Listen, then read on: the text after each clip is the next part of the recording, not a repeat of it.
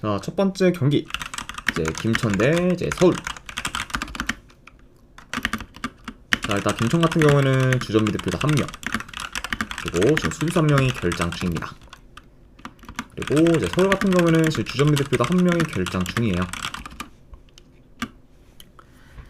자, 우선 이제 김천 같은 경우에는 이제 컵 경기 포함 최근 3경기 기준 이제 1무 2패로 이제 흐름이 좋지가 않고, 그리고 이제 직전 울산전에서는 2대 0으로 앞서고 있던 걸 내리 3골을 좀 실점하며 대역전패를 좀 당했습니다. 네. 그래서 이제 지난 울산 경기에서는 김천이 무난히 좀 이길 수 있었던 경기였지만, 그런 약간 2점의 리드를 지키지 못하고 되려 좀 역전패를 좀 당하면서 이제 좀 패배를 했기 때문에 김천 입장에서는 지금 1패 이상의 좀 충격으로 좀 다가올 수 있습니다. 네. 그리고 그런 좀 대역전패 좀 여파가 이제 이번 경기에서도 이제 어느 정도 악영향을 좀 미칠 가능성이 더 있다. 이렇게도 한번 좀 보여져요. 자, 그리고 이제 그에 반해 뭐 서울 같은 경우에는 최근 3경기 기준 이제 2승 1무로 좋은 흐름을 좀 이어가고 있지만, 직전 이제 수원FC전에서는 이제 서울이 우세한 경기력을 좀 보였음에도 불구하고 이제 홈에서 비기며 기대 이하의 결과를 좀 거뒀습니다. 네. 그래서 이제 충분히 좀 이길 만한 경기를 좀 서울이 좀 비기면서 아쉽게 좀 연승 흐름을 좀 이어가지 못한 그런 좀 직전 경기였다고도 볼 수가 있네요.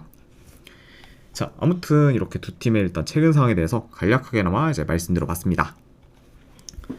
자, 우선 뭐 경기 초반에는 김천이 보다 더 압박을 강하게 가져가면서 공격적으로 나설 수도 있고, 그리고 서울 같은 경우에는 천천히 좀 후방 빌드업을 좀 하면서 비교적 안정적으로 경기를 좀 풀어갈 것으로 보여집니다. 네. 그러니까 이런 점을 좀 고려한다고 하면은 이제 경기 초반에는 양 팀의 좀 플레이 스타일이 다소 좀 상반될 수도 있다고 보여져요.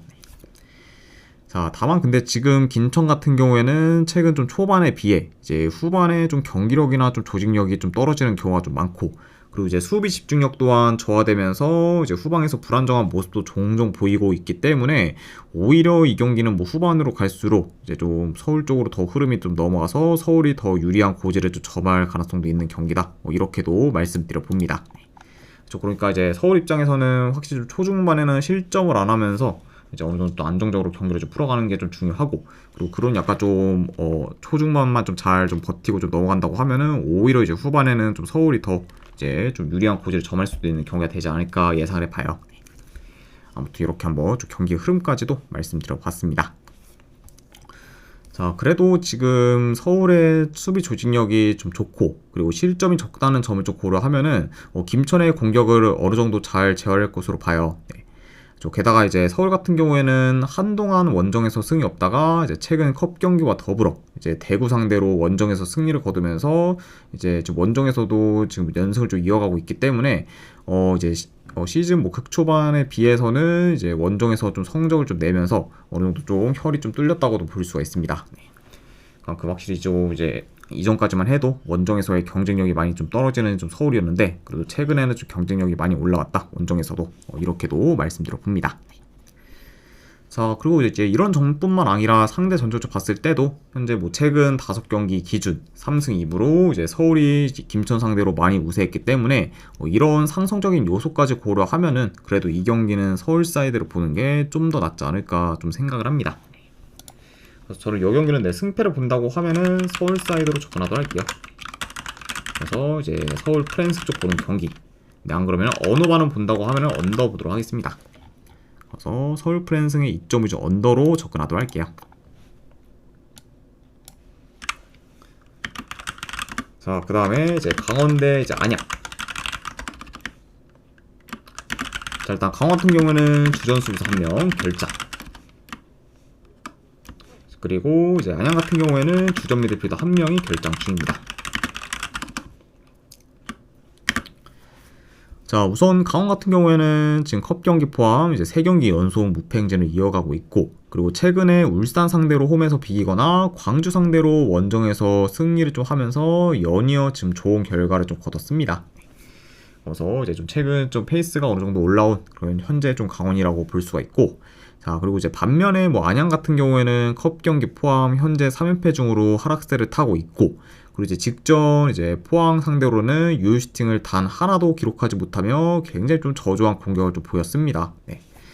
자, 물론 이제 안양이 뭐 포항 상대로 뭐 몇몇 좀 위협적인 득점 기회를 좀 만들긴 했지만 전부 좀 골문을 좀 벗어나면서 이제 유효슈팅으로 잘 이어지지가 못했고, 그리고 최근 이제 안양 같은 경우에는 못다에 대한 의존도가 더 이제 커지다 보니까 대체로 지금 공격이 좀 단조로운 편이라고도 볼 수가 있습니다. 그만큼 확실히 이제 좀 시즌 좀 극초반에 좀 비해서는 안양의 좀 페이스가 많이 좀 떨어진 상태라고도 볼 수가 있네요. 자, 일단 두 팀이 이제 올해 4월 초에 한번 맞붙었었는데, 이제 그때는 안양이 홈에서 많은 유효슈팅을 좀 기록한 채 이제 2대0 승리를 좀 거뒀습니다. 그렇죠. 그래서 이제 좀 4월 초에서는 이제 안양이 좀 강원 상대로 좀 승리를 좀 거뒀긴 했지만, 다만 이제 그때와 좀 비교했을 때 현재는 좀 안양의 지금 뭐 흐름이랑 경기력이 많이 떨어진 상태고, 그리고 특히 지금 안양 같은 경우에는 공격 전환이 느려지면서 전개도 그리 좀 좋다고 보기는 어렵기 때문에 직전 그런 강원전에서의 그런 좀 퍼포먼스를 좀 보이기는 안양이 굉장히 좀 어려울 것으로 좀 보여져요. 네. 그렇죠. 그러다 보니까 이 경기는 뭐 대려 좀 강원이 홈에서 좀 주도권을 좀 가지며 경기를 좀 운영하는 식으로 흘러가지 않을까 뭐 예상을 해봅니다. 그렇죠. 자, 그래서 확실히 지금 뭐 현상만 놓고 봤을 때는 강원이 더 우세하다고 볼 수 있지만, 그래도 이제 강원이 이번 시즌 공격에서의 지금 기복이 심하고, 그리고 득점이 좀 잘 안 터지면서 공격에서 답답한 모습을 좀 보이는 경우도 많기 때문에 현재로서는 이런 좀 강원의 정배 사이드를 무작정 보기는 다소 좀 리스크가 좀 클 수 있다고 봅니다. 네. 게다가 이제 실제로 이제 강원 같은 경우에는 이제 이번 시즌 좀 리그 기준 홈에서 총 4골밖에 기록을 못했을 정도로 다른 팀들에 비해 이제 홈에서의 좀 득점력이 많이 좀 떨어지는 편입니다. 네. 그러니까 이런 약간 좀 강원의 그런 좀 부진한 좀 득점력을 좀 고려했을 때는 좀 제 아무리 좀 페이스가 많이 떨어진 안양이 상대라고 해도 이제 쉽게 승리를 좀 장담하기는 어려울 것 같다. 이렇게 이제 전해드려 봐요. 자, 그래서 이런 요소를 좀 고려했을 때 저는 이 경기는 승패보다는 그래도 고배당 자비로 접근을 하는 게 더 낫지 않을까 한번 좀 생각을 합니다. 네. 그래서 지금 뭐 현 상황에서 뭐 안양이 강원 상대로 그것도 원정에서 이길 거라는 기대는 크게 안 되고, 그렇다고 뭐 강원이 지금 뭐 안양 상대로 이긴다고 해도 이제 대승을 좀 보기는 좀 많이 어렵다 보니까 이런 약간 뭐 경우를 좀 고려한다고 하면은 이거는 차라리 승패보다는 고배당 자비로 접근을 하는 게 더 낫지 않을까 싶어서 강원 햄무나 안 그러면 무승부 쪽으로 접근하는 경기. 네, 안 그러면 이 경기는 네, 결과가 어떻게 나오든 이제 저득점 양상으로 흘러갈 가능성이 더 높기 때문에 언더까지도 같이 보도록 하겠습니다. 네. 그래서 승패보다는 고배당 자비로 네, 햄무알 무쪽 보는 경기. 그리고 어느 반을 본다고 하면은 언더 쪽 보도록 할게요. 자, 그 다음에 이제 광주 대 울산. 자, 일단 양 팀 다 지금 주전 수비수 한 명씩 결장 중입니다. 자, 우선 이제 광주 같은 경우에는 직전 강원전에서 이제 아산이를 뒤늦게 교체로 출전을 시켰지만 이제 그럼에도 공격에서 힘을 못 쓴 채 좀 패배했습니다. 네. 그래서 일단 뭐 최근에 포항 상대로 이제 이기면서 페이스를 좀 끌어올리나 했지만 바로 좀 강원전에서 좀 패배하면서 이제 사그라들었다. 그러다 보니까 확실히 강주가 좀 기세를 좀 이어가지 못했다고 볼 수가 있습니다. 자, 그리고 이제 울산 같은 경우에는 현재 6경기 연속 지금 무패 행진을 이어가고 있고, 그리고 이제 직전 경기 김천 상대로 2점 차로 좀 지고 있던 걸 뒤집으면서 이제 3대2 대역전승을 좀 거뒀습니다. 네. 그래서 사실 뭐 이제 김천 상대로 뭐 2대0으로 지고 있었다만 해도 이제 울산의 좀 패배가 유력해 보였는데 그거를 좀 뒤집는 좀 저력을 좀 보이면서 대역전승을 좀 거뒀고, 그리고 그런 좀 승리가 이제 울산한테 있어서는 지금 1승 이상의 그런 뭐 가치로 좀 다가올 수 있을 것 같다. 이렇게도 한번 좀 예상을 봅니다. 자, 아무튼 확실히 좀 직전 좀 짜릿한 그런 좀 대역전승을 통해 이제 확실히 지금 다시 또 기세가 많이 올라온 그런 현재 울산이라고도 볼 수가 있네요. 자, 일단 뭐 전반적으로 이제 흐름을 좀 봤을 때 일단 울산이 원정이라 해도 점유율을 더 높게 가져가며 이제 템포 조절에 경기를 좀 조율할 것으로 봅니다. 자, 그리고 이제 광주 같은 경우에는 좀 라인을 좀 내려서 수비적으로 좀 플레이 하다가 이제 빠르게 좀 공격을 좀 전환하면서 역습이나 세트피스 위주로 공격을 좀 풀어갈 수 있다고 봐요.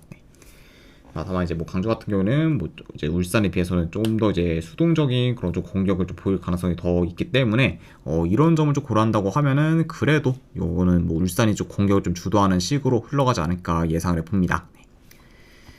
자, 물론 이제 이번 시즌 울산이 역습에 대한 대처가 그리 좋진 않지만 최근 광주의 역습이 그리 좀 날카롭지가 못하고, 그리고 이제 강주 같은 경우에는 지난 2경기 연속 요이스팅을 잘 만들지 못하며 이제 공격에서도 많이 좀 침체되었기 때문에 이런 지금 광주의 좀 저조한 공격 흐름까지 고려한다고 하면은 그래도 강주가 이제 울산에 비해 공격에서 두각을 나타내기는 다소 좀 어려울 수 있습니다.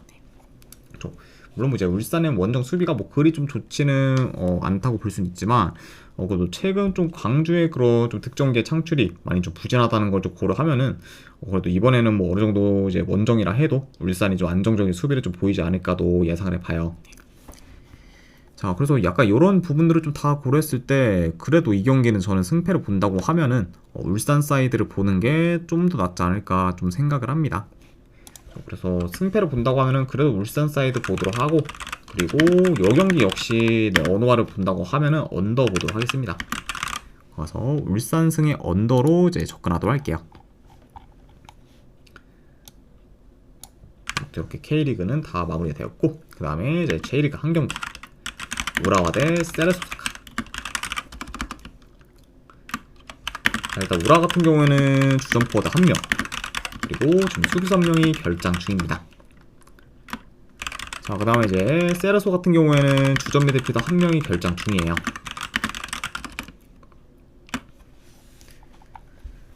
자, 우선 이제 우라 같은 경우에는 4월에 5연승을 기록하면서 이제 기대 이상의 성적을 좀 거뒀지만 그에 반해 이제 5월 들어서는 단 1승밖에 못했을 정도로 지금 많이 부진을 하고 있고, 그리고 특히 멀티 실점 이상을 기록한 경기가 많은 만큼 이제 수비에서도 크게 이제 흔들리는 모습을 좀 보였습니다. 네. 확실히 좀 5월 들어서는 현재 좀 수비가 많이 좀 흔들리면서 저조한 좀 성적을 좀 거두고 있고, 그리고 현재도 지금 3경기 연속 멀티 실점 이상을 좀 기록 중으로 수비가 불안정한 그런 좀 우라와라고도 볼 수가 있네요. 자, 그리고 원정팀 세레스 오사카 같은 경우에는 최근 5경기 기준 이제 4승 1패로 좋은 성적을 좀 거두고 있고, 그리고 이제 특히 5월에는 경기력이랑 공수 밸런스가 많이 좀 향상되면서 굉장히 좀 좋은 행보를 좀 보이고 있습니다. 그리고 이제 세레스 오사카의 그런 현재 5월의 그런 성적을 좀 봤을 때는 지금 5승 1패로 굉장히 지금 좋은 5월 성적을 좀 거두고 있습니다. 자, 그만큼 이제 지금 양 팀의 좀 입장이 많이 좀 상반되었다고 볼 수가 있어요. 네, 우라 같은 경우에는 4월엔 굉장히 좀 좋은 성적을 거두다가 5월에는 이제 많이 좀 저조한 성적을 거둔 데 반해 이제 세레소는 반대로 4월에는 저조한 성적을 거두다가 이제 5월에는 이제 성적이 좀 많이 향상되었다. 뭐 이렇게 볼 수가 있습니다. 좀 그만큼 지금 흐름적인 부분에서도 차이가 큰 그런 좀 양 팀이라고도 이제 볼 수가 있네요.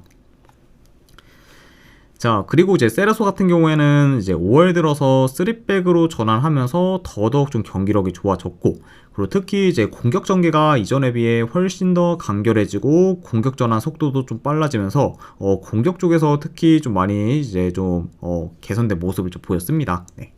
게다가 이제 주축 포워드인 이제 하파라탕이 좀 최상의 좀 폼을 보이고 있다는 점도 이제 세레소 오사카의 공격에 있어 굉장히 좀 고무적이라고도 볼 수가 있죠.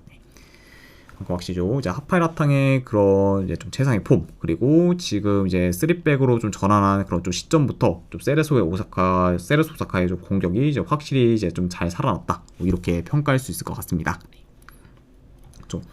자, 그러니까 이런 지금 뭐 공격이 살아난 세레스 오사카 상대로 현재 좀 수비 밸런스가 많이 무너진 우라와가 이제 수비에서 더 고전할 가능성이 크고, 그리고 지금 뭐 전반적인 이제 흐름, 경기력, 그리고 이제 밸런스도 이제 세레스 오사카가 더 좀 낮다 보니까 이런 부분을 좀 고려한다고 하면은 이 경기는 이제 원정이라 해도 이제 세레스 오사카가 더 유리하게 경기를 좀 풀어갈 만한 요소가 더 많은 매치업이지 않나 좀 생각을 합니다. 좀. 자, 게다가 이제 뭐 이런 이런 약간 좀 인게임적인 부분뿐만 아니라 이제 상대 전적을 봤을 때도 이제 최근 4경기 연속 세레스 오사카가 우라와 상대로 진 적이 없을 정도로 좀 강한 면모를 좀 보여왔죠. 그래서 약간 뭐 이런 뭐 상성적인 부분까지 다 고려한다고 하면은 저는 그래도 이 경기는 세레스 오사카 사이드로 접근하도록 하겠습니다. 네, 세레스 오사카 프렌스 쪽 보는 경기. 그냥 그럼 어느 반은 본다고 하면은 이 경기를 오버보도록 할게요. 그래서 승패로 본다고 하면은 세레스 오사카 프렌승, 그리고 어느 하나 본다고 하면 오바, 이렇게 가져가도록 하겠습니다. 자, 그 다음에 이제 컨퍼런스 리그 결승전. 자, 베티스 대 이제 첼시. 자, 이거는 이제 컨퍼런스 리그 이제 결승전 매치고, 그리고 중립구장에서 경기가 치러집니다. 그러니까 이제 양 팀한테 있어서는 원정 경기다. 이렇게 보시면 될 것 같아요. 자, 우선 베티스 같은 경우에는 주전 포워드 1명, 그리고 지금 수비수 1명이 결장 중입니다. 자, 그리고 이제 이번 겨울 이적 시장에서 영입한 쿠초 헤르난데스 같은 경우에는 선수 명단 등록이 좀 불가능해 이제 이번 결승전 역시 좀 출전이 불가능하다. 요 정도 말씀드려 봐요. 그리고 이제 첼시 같은 경우는 여전히 지금 라비아 그리고 포파나가 좀 결장 중입니다. 자, 일단 뭐 베티스 같은 경우에는 이번 겨울 이적 시장에서 뭐 안토니 그리고 쿠초 헤르난데스를 좀 영입한 후부터 경기력이 좀 많이 향상되었고, 그러면서 이제 좀 좋은 성적을 쭉 거둬왔지만 최근에는 지금 5경기 연속 지금 승이 없는 상태로 많이 좀 주춤하고 있고, 그리고 전체적인 좀 페이스나 좀 경기력도 이전에 비해 많이 좀 떨어졌습니다. 네. 자, 게다가 지금 현재 뭐 베티스 같은 경우에는 팀 내 이제 핵심 중원 전력인 로셀소가 그런 부상 여파가 있다는 점을 좀 고려하면은 로셀소가 좀 온전히 좀 제 기량을 좀 보이기는 좀 어려울 수도 있다고 봅니다. 네. 그러니까 이제 확실히 좀 이제 로셀소가 좀 출전을 한다고 해도 온전히 좀 제 폼을 이제 좀 보일 거라는 기대는 잘 안 되고, 그러다 보면은 이제 좀 베티스의 좀 중원이 좀 더더욱 좀 약해질 그런 우려가 있을 수도 있는 그런 좀 상황이다. 이렇게도 한번 말씀드려 봅니다. 자, 일단 이 경기도 내 경기 양상을 좀 봤을 때, 자, 그래도 뭐 첼시가 중원 싸움에서 우위를 점할 것으로 봐요. 그러면서 이제 베티스 상대로 이제 주도권을 좀 가질 것으로 보고,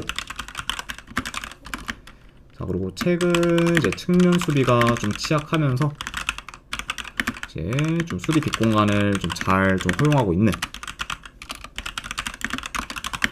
좀 베티스 상대로 좀 침투나 좀 컷백을 통해 첼시가 종종 득점 기회를 창출할 것으로 보여집니다.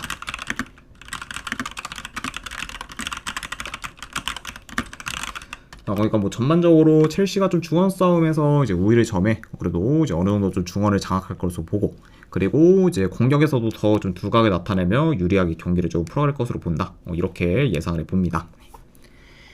자, 게다가 이제 현재 뭐 베티스 같은 경우에는 원정에서 3경기 연속 즉 멀티 실점 이상을 좀 기록 중으로 수비 조직력도 좀 안 좋기 때문에 이런 약간 좀 베티스의 그런 좀 수비에서의 좀 불안감도 충분히 좀 염두를 해둬야 하는 상황이다라고 이제 말씀드려 봐요. 자, 아무튼 이렇게 이제 경기 흐름까지도 전해드려 봤습니다. 자, 확실히 이제 이전에 긴 무패 행진을 좀 이어가며 이제 좋은 흐름을 이제 이어갔던 그런 좀 베티스가 만약에 이제 지금도 그런 약간 좀 페이스를 유지했다고 하면은 충분히 뭐 첼시 상대로 좋은 결과를 좀 기대해 볼만 하지만 현재는 이제 좀 페이스와 경기력이 많이 좀 떨어지면서 공수 밸런스 또한 베티스가 좋지 못하기 때문에 이런 지금 베티스가 첼시를 좀 꺾고 컨퍼런스 리그 우승을 좀 차지하기는 좀 많이 좀 회의적이지 않을까 한번 좀 생각을 합니다. 네. 그래서 아무래도 이제 베티스가 확실히 좀 후반기에 좀 많이 좀 올라온 모습을 좀 보여주긴 했지만 이제 최근 흐름이랑 좀 경기력이 많이 안 좋고, 그리고 전체적인 좀 밸런스도 좀 깨진 감이 있다 보니까 이런 상황에서 좀 첼시를 꺾고 컨퍼런스 리그 우승은 어렵다고 보기 때문에 저는 승패를 본다고 하면은 그래도 이거는 첼시가 좀 승리를 해서 컨퍼런스 리그 이제 우승컵을 좀 들어올릴 가능성이 더 높지 않을까 생각을 해봅니다. 그래서 승패 본다고 하면은 첼시 승쪽 보는 경기, 안 그러고 어누바는 본다고 하면은 오바 보도록 할게요. 자, 아무튼 네, 이렇게까지 해서 이제 K리그, J리그 그리고 컨퍼런스 리그 결승전에 대한 분석은 전부 다 마무리가 되었습니다. 자, 그리고 이제 이런 분석은 다 마무리가 되었고, 저는 이제 이어서 내일 아침에 있을 이제 미국 축구 분석으로 바로 넘어가 보도록 하겠습니다.